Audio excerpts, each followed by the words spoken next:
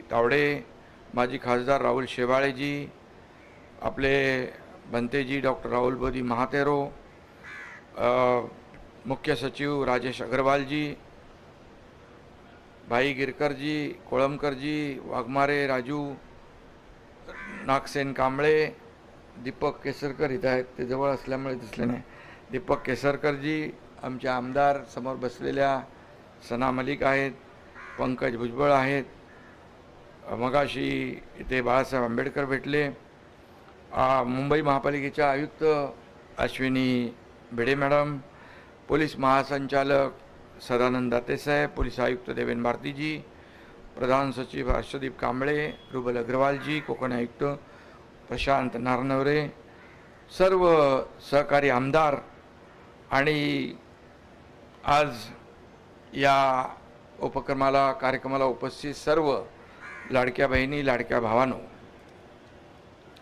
चैत्यभूमीवर आज भीमसागर लोटला आहे आणि या सर्व भीमसागराला माझा जयभीम करतो. आज एका प्रज्ञा सूर्याची प्रार्थना करायला आपण सारे जमलो आहोत, त्यांना वंदन करायला आपण जमलो आहोत. महामानव डॉक्टर बाबासाहेब आंबेडकर नावाचा हा स्वातंत्र्य सूर्य आहे. आजचा हा पवित्र दिवस केवळ एका महामानवाचा जन्मदिवस नाही आहे, तर संपूर्ण भारताच्या विवेकाचा आणि स्वाभिमानाचा उत्सव आहे. जेव्हा जेव्हा बाबासाहेबांसमोर आपण नतमस्तक होतो तेव्हा तेव्हा एकच विचार डोक्यात येतो, वादळांनाही लाजवेल असं ज्यांचं कर्तृत्व आहे त्यांच्यासमोर आपण कोण आहोत.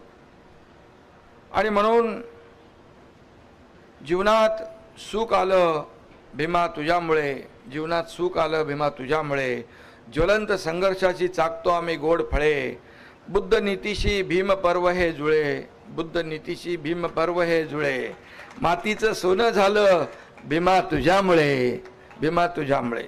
बाबासाहेबांनी देशाला स्वाभिमान दिला, समानता आणि मानवतेची दिशा दाखवण्याचं काम बाबासाहेबांनी दिलं. बाबासाहेब हे संविधानाचे शिल्पकार तर आहेतच, पण ते आधी माणुसकीचे देखील शिल्पकार आहेत. मगाशी आम्ही ते फोटो गॅलरीत पाहत होतो. बाबासाहेब जेव्हा निवडणुकीत उभे होते तर त्यांची निशाणी माणूस होता आणि त्यामुळे त्यांनी माणसाला किती महत्त्व दिलं आहे. आणि त्यांनी जी घटना लिहिली, अनेक देशांचा अभ्यास करून आपल्या देशाची घटना सर्वोत्तम ठरली पाहिजे, यासाठी आपल्या देशाची घटना सर्वोत्तम ठरली आणि शेवटच्या माणसाला न्याय मिळाला पाहिजे ही भावना बाबासाहेबांनी मनामध्ये ठेवली आणि म्हणूनच त्या घटनेवर आपण राज्यकारभार करतो आहे. आणि म्हणून महापुरुष जेव्हा शांत चित्ताने आणि विवेकानं या ठिकाणी एखादी कृती करतात तेव्हा ती क्रांती होते. आपल्याला माहीत आहे डॉक्टर बाबासाहेब आंबेडकर नावाच्या प्रज्ञा सूर्यानं, आता ताईंनी त्याचा उल्लेख केला, 14 तळ्याचं ओंजळभर पाणी पिण्याची कृती केली आणि एक क्रांती घडली. बाबासाहेबांच्या एका कृतीनं दलित वंचित समाजाला आत्मभान दिला, आत्मसन्मान मिळवून दिला. स्वतंत्र भारताच्या आजवरच्या इतिहासामध्ये एकही दिवस बाबासाहेबांचं नाव घेतल्याशिवाय आपलं जातो का? बिलकुल जात नाही. बाबासाहेबांच्या नावाशिवाय आपण काय करू शकतो का? काही नाही.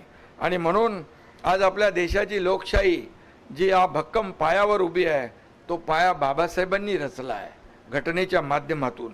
आणि म्हणून बाबासाहेबांनी दिलेलं संविधान हाच आपला राष्ट्रधर्म आहे. डॉक्टर बाबासाहेबांच्या संविधानाचा खरा सन्मान केला तो देशाचे आदरणीय प्रधानमंत्री नरेंद्र मोदीजींनी. देशाचे प्रधानमंत्रीजींनी आज आपण संविधान दिन साजरा करू लागलो, हे पहिल्यांदा घडलेलं आहे. 2015 पासून हा देशाचा संविधान दिन आपण सुरू केला. आणि म्हणून आम्ही जे काही इथे खुर्चीवर बसलेलो आहोत, राज्याच्या हिताची शपथ घेतली, ती फक्त मंत्रिपदाची नव्हती तर ती संविधानाची शपथ होती.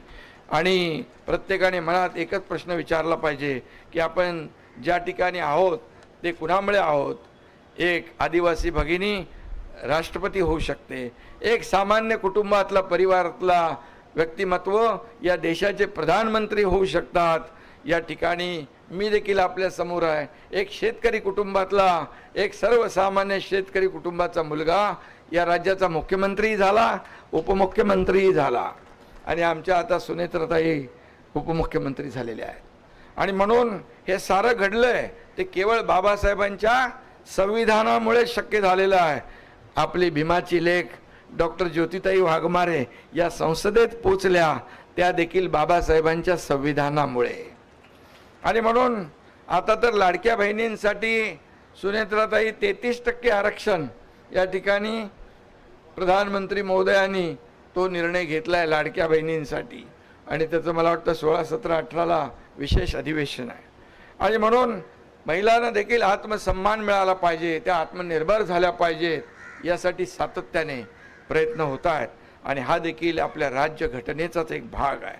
आणि म्हणून जगात अनेक ज्ञानी विचारवंत होऊन गेले, पण शोषित, दलित, पीडित, वंचित, गोरगरिबांसाठी त्यांचं किती ज्ञान कामी आलं हे याचा देखील अभ्यास करावा लागेल. पण बाबासाहेबांनी आपलं ज्ञान स्वतःसाठी वापरलं नाही, तर या तळागाळातल्या लोकांना सक्षम करण्यासाठी, त्यांना न्याय मिळवून देण्यासाठी त्यांनी आपलं पूर्ण ज्ञान खर्ची केलं.